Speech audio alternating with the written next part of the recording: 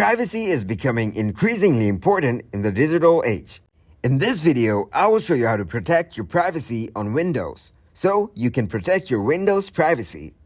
First, go to the Windows icon from the taskbar. From here, go to Settings. Now, click on Privacy. Turn off all these options to secure your privacy. After that, go to Location and turn off the location access to the apps. Also, change the location of your device. Slide this bar to the left to turn off the location access. On scrolling down, you will see Location History. Click on Clear to delete the location history on your device. After that, click on Speech. Turn off speech recognition. After that, go back to Settings.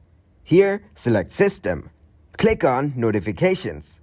Turn off notifications from apps and other senders. And that's it.